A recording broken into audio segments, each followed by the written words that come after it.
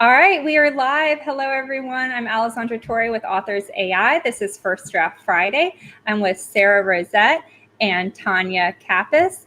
And we are so excited to talk about mystery genre today and genre expectations and what those mean and what they mean for cozy mystery and the mystery genre.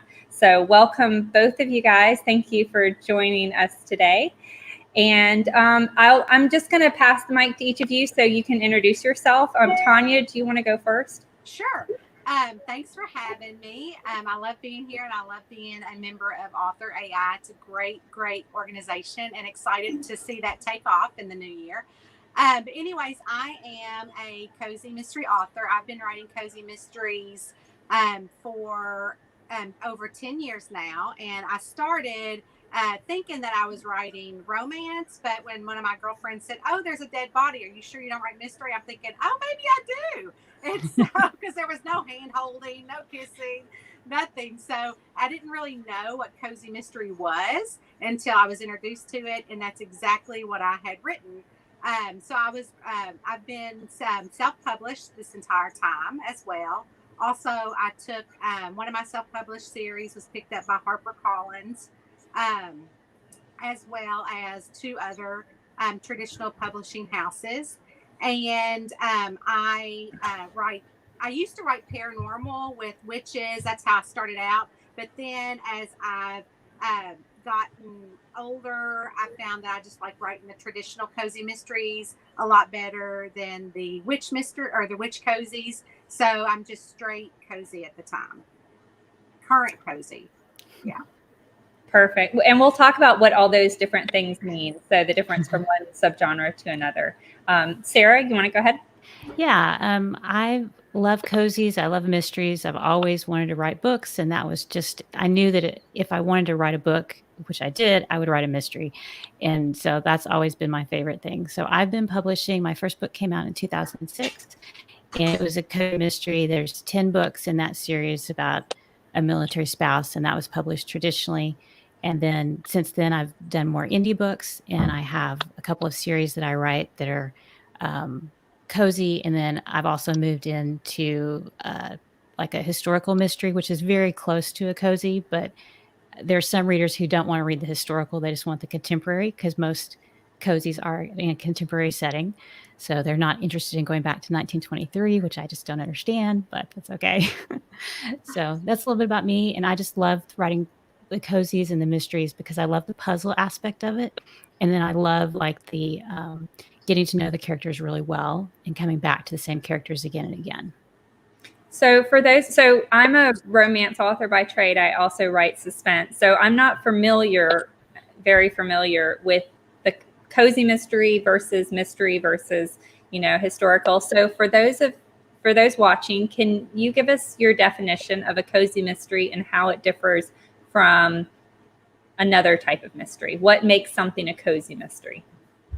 Well, since I write contemporary cozy, my cozy mysteries are set in they're all set in a small town, and all of mine are Southern, so they have Southern speak and flair.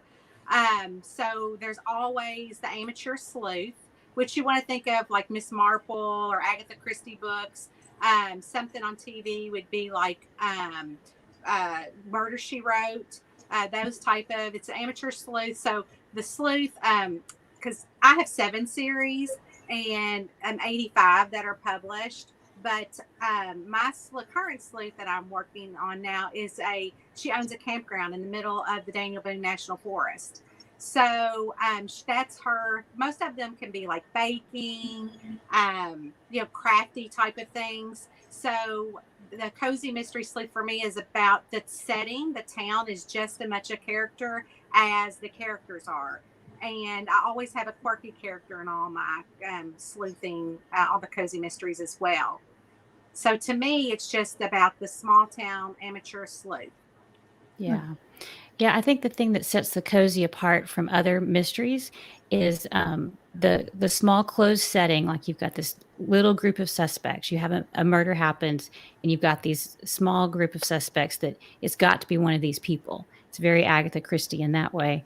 And then you have your amateur sleuth, And I think the other thing that sets a cozy apart is the tone. It's very light. It's usually got some humor, maybe a lot of humor, and you're not going to get like this really dark, gritty look at, like, there's no emphasis on the violence, the like how the person died. It's a puzzle. It's like, oh, how were they killed? Not like, oh, isn't that so gruesome? And Yeah, you yeah. don't show it on the page. No, you don't have that. And then there's like a couple of things that cozy readers don't want, and they don't want cussing, violence, sex on the page, things like that. So they're very like what you might call clean books. That makes perfect sense. So this is wandering a little into genre expectations. And it's funny, I wrote a dozen books before I really learned about genre expectations. And I think I was kind of like Tonya, like I fell into romance. I wasn't planning to write a romance novel, but suddenly I had a romance novel. So for those listening, genre expectations are a set of expectations that a reader has when they open your book. And they form that expectation because oftentimes the packaging. So if your book is packaged like a cozy mystery, then they're expecting to open a cozy mystery. And then when they're reading that cozy mystery, they have certain expectations. Like Sarah said, no sex, no gore, a happy tone, a small town, maybe a small cast of characters. So have we covered pretty much all of the genre expectations for cozy mystery with what y'all just said? I think so. I mean, I think you definitely have to have the clues. Readers, they want the relational, what's going on in the small town, but then they also want the mystery too. Right. Would you add anything else, Tonya? Well, I would say that also there is a romance generally in the books. It's behind the scenes. So sometimes the sleuth might be dating the local sheriff, or or someone that works in the courthouse, or something that they can help get clues with, or something like that. So the romance is off the page, and you never see them go to each other's house at night to spend the night if they're not married. You might see like a cute little romantic dinner, but then it stops at that. They might go back and forth about clues, or he might be saying well, my sleuths are all women. So the romance, he might say, you've got to keep your nose out of this. I want you to stay safe. So that's how we kind of amp up the heartbeat of it to get, but also I think that your sleuth in the cozy mystery has to be likable also by the reader, because why do they care if the reader is really going to pick her nose or gossip, as we like to say, because normally that's what the main character of the amateur sleuth is. They're kind of nosy. And so the reader in a cozy mystery has to really connect with that sleuth some reason, to be behind her, to want her to solve it. Yeah, I think that's another big aspect of the genre. Yeah. And you also have to have the clues leading up to the mystery, like the whodunit. You can't, cozy mystery readers don't like it if you don't give them all the clues. Right. So you have to hide them so that they're there, but that they're easily overlooked. So if you don't have the clues and you just have this big reveal and you're like, oh, so-and-so is the killer, and there was no way for them to get there, then they'll be really upset. Right. And each mystery has to be solved in that book. Like there could be no cliffhanger on that book. Right. The only thing that you can really do to thread the books is the relationships that would be like your subplot arc, or your secondary characters, or maybe even, they meet the romance, they meet in the first book, but their romance starts to blossom throughout the series. So there's every mystery has to be solved, or that particular book. So yeah. And we just had a great question from the audience. So David said, how do you map out the clues? Do you create an outline in advance? Do you know, actually, first of all, do y'all outline? Let me ask you that. And do you know who the villain is as soon as you start writing the book? Well, for me, when you write a mystery, you really have to kind of plot it backwards. I mean, you have to know. So for me, I know who died, why they were killed, and who the killer is. And then I have like the midpoint, the turning point. So I know that what needs to happen there. But then other than that, that's pretty much all that I plot. And I'm not a real big plotter. So that's about the only things that I plot are those things. And the clues that I need to sprinkle in through the plot. And I know where those clues will go. But I always have at least 3 or 4 suspects outside of the killer. Or maybe one of them might be the killer, but generally it's outside of the killer. Yeah. I'm very similar. I have to know who's going to die, who the victim is, how they're killed, who the murderer is, and then who the suspects are. And so once I have that, then I can kind of structure the story. And I do have like a loose, I don't do the real detailed, like, 500-page outline. Mine is much more like, I need to hit these points, and I know that the body's going to be discovered here, and then we're going to have this person is going to be the first suspect, and then she's going to find out that this person didn't do it because they have an alibi, and then kind of, so like I know the high points, and that's how I do it, and I usually know the clues as well. What about red herrings? Do you know the red herrings you're going to place, or do you intentionally try to convince the reader that Aunt Bethany is the killer when it's really, I don't know, Simon the neighbor? Yeah. Yeah, you do. And a lot of times, like as I'm writing it, I'll think of the red herring. I'm like, oh, that's really good. Mm-hmm. And then I will go place it somewhere. Or if I think of a red herring, or if I think of something that would have tied in, if I'm 40,000 words into the mystery, and I'm like, oh, that would have been a really good clue to plant, I'll go back and plant the clue in what I've already written. So it ties in with this clue in the back. So they all, like, I just have like main clues, and then I have little clues along the way. So yeah, I do the same thing. Very similar. I kind of know where I need to put them, and I think of them kind of as false trails that I'll go, oh, they're going to get a phone call, and it's going to take them down this trail. Yeah, right. Margaret asked, what are your favorite ways of hiding clues? That's a tough one. A really good way to hide a clue is to put it really early in the book, because sometimes you'll have something happen and then you have the murder, and a lot of times people don't remember what happened early in the book. And then lists are great. Like they walked in and they saw blah, blah, blah, blah. And the really important thing is like the 4th thing out of 6. Yeah. Those are just Those good ideas. Yeah. Yeah, I would agree. I like to plant them in the beginning before the murder happens, and just passing, and just maybe some dialogue, or maybe she looked and saw something, and you just in passing. And then like what happens with my sleuth is at the end, when she's like having her oh no moment and putting the puzzle pieces together, she remembers way back when, and then the reader always says, oh my gosh, I should have known back then. Yeah. So, yeah. And sometimes if you have something happen, something that's really important, but then you have something else bigger or more exciting happen like right after it, it kind of takes the reader away. Yeah. So y'all talked about, so first question, what's the typical length? Because when you're talking about the beginning and then in the end, what is the normal length for a cozy mystery?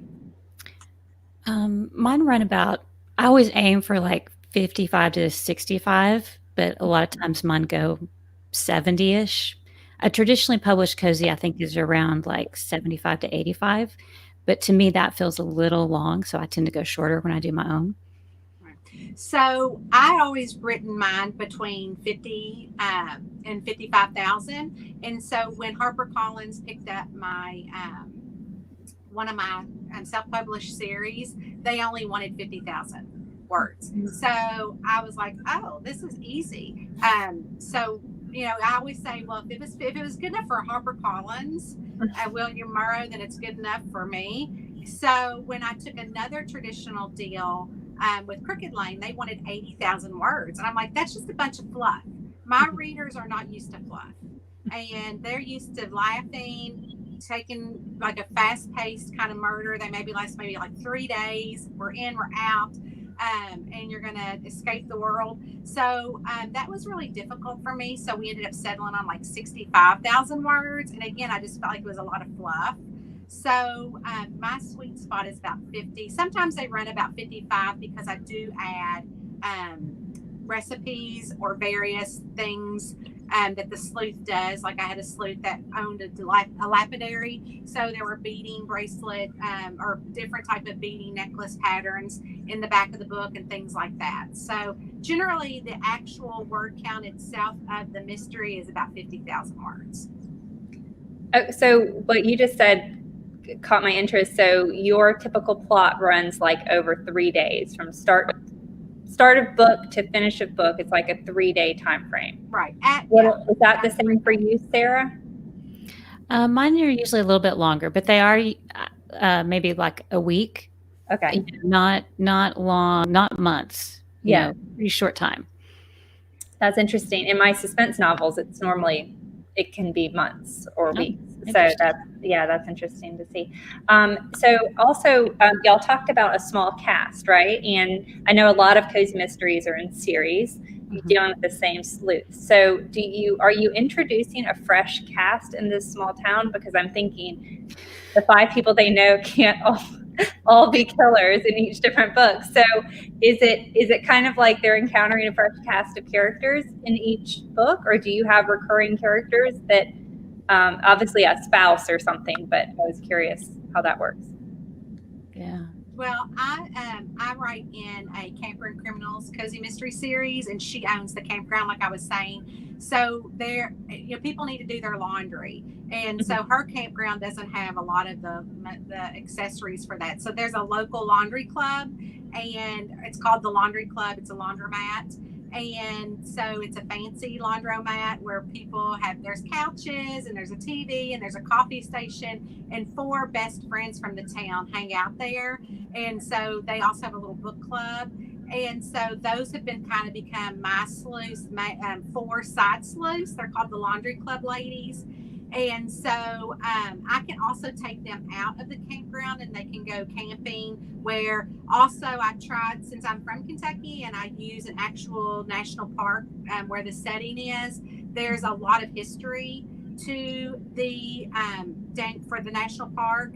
And there's actually like a real treasure hunters that come to my area to find this treasure that's called the John Swift treasure that was actually just featured on the History Channel. And so they try their hand at that. And so when they find one of the treasure hunters dead, of course, they, go back to his camp and snoop around. So I always introduce different scenarios where they go into different things. Like they do a reenactment, and every year they still do a reenactment of a battle that was there. And when one of the reenactors gets killed with one of the bayonets, not on accident. So I introduce different people in the town, but they're not necessarily going to be in other books. Like when they go to question people, there are more than just these cast of characters that live in the town. And so there's murders everywhere, but they just happen to be nosy and gossipy. So why wouldn't they put their nose in it, So, and then they'll say, oh, I overheard so-and-so say this, which they're like, oh, really? And so the local sheriff is like, please don't be nosy. Please just stay out of it. But they just can't help themselves. And they have a police scanner, so they are always at the crime scene. So, and they don't know these people, but one of them is the local church's wife.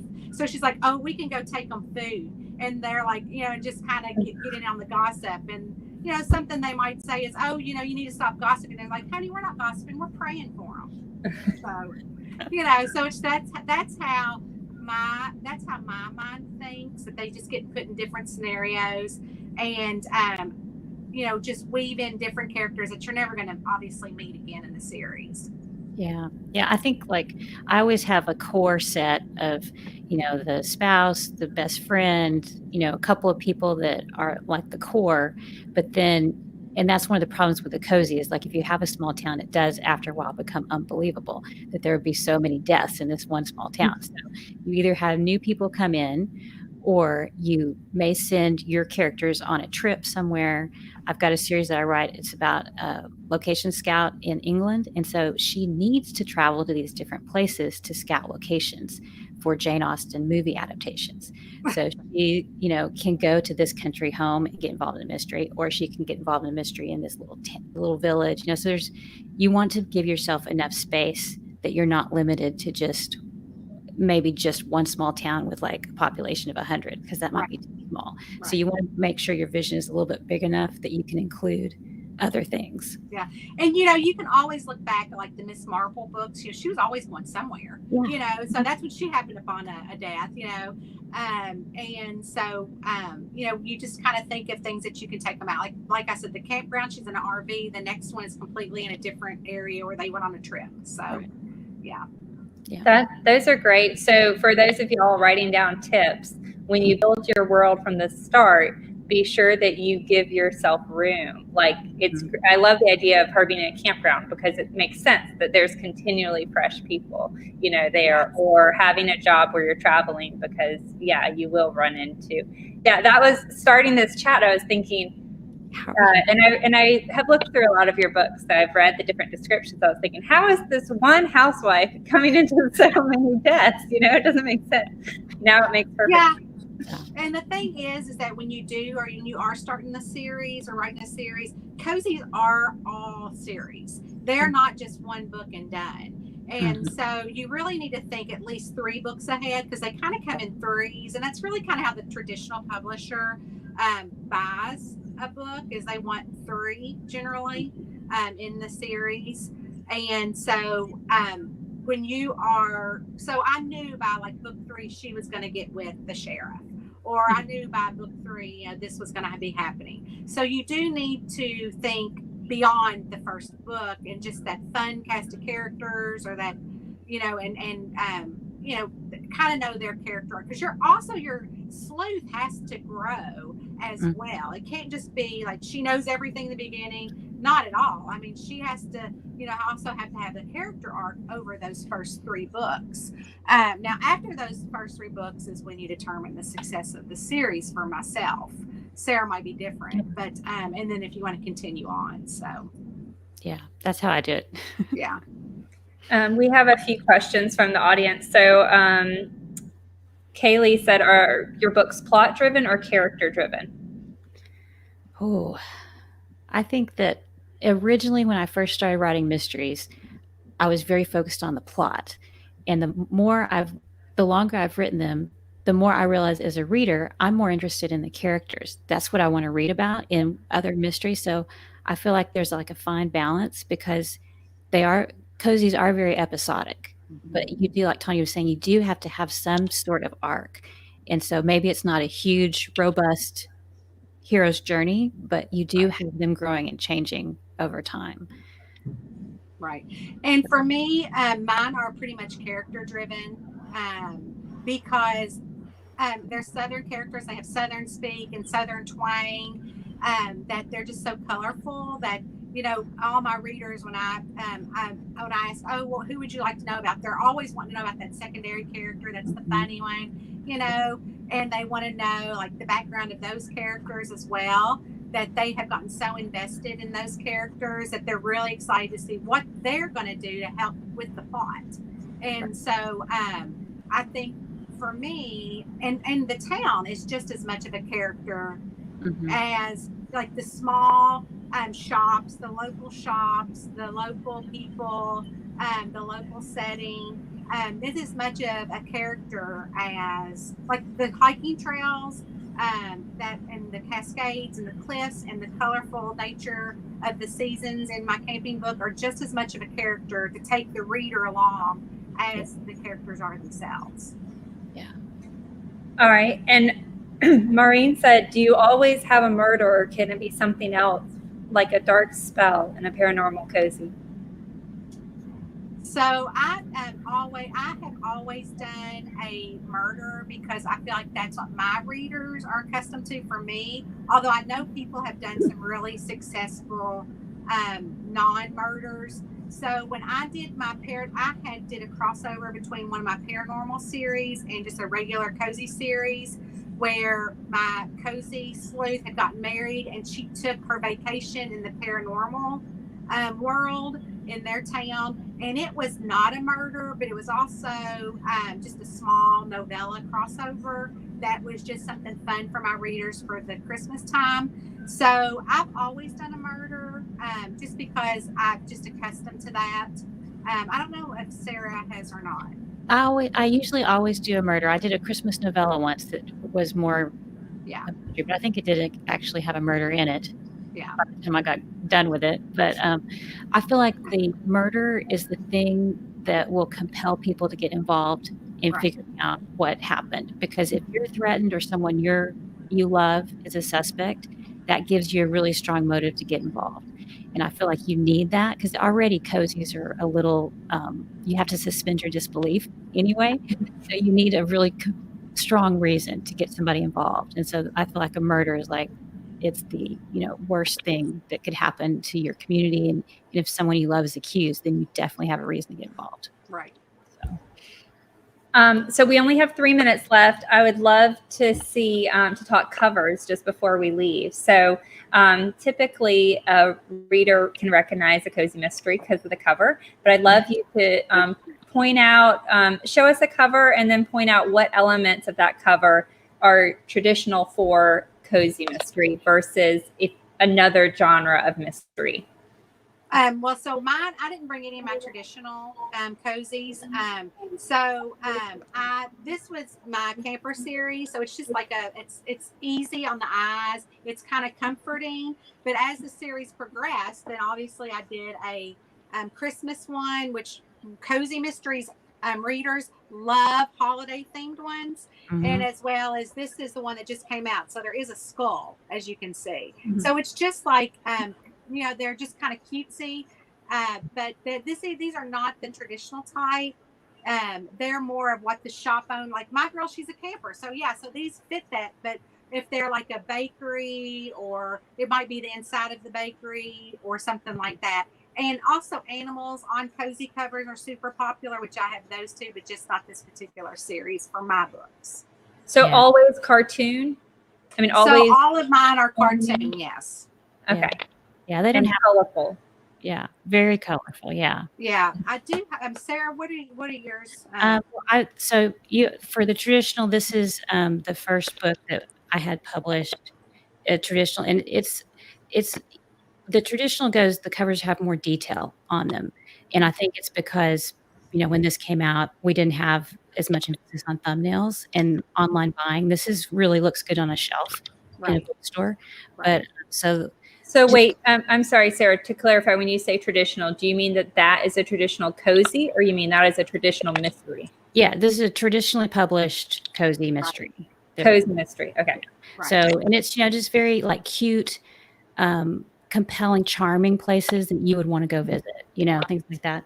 And then I thought this was funny, that this was a traditionally published Christmas that's cute. cozy. Yeah. And then this one is one of mine that you can see the details are a little like the images are bigger. It's easier to see. So when you make it smaller, it's easier to see in thumbnail and very like bright colors. Yeah. So like this one, it's a mail carrier series. So you can see the bloody handprint. My sleuth is a mail carrier and she's 50. So she's older. And so she has a cat that goes on the route with her. So there's the cat. So the cat's on every cover. So I was going to say with this one, I was like, the dog has to be on the cover somewhere. There's a dog. I mean, it's not like the dog is a speaking character in the book, but cozy readers love animals. So I was like, that's got to go on the cover. Yeah. And I was telling Sarah, I write in a camper. It's my office. And I also have a cat that looks just like this cat. And I get camper stuff in the mail from readers all the time. And my cat gets toys all the time from readers. Oh, that's funny. So they all resonate with it.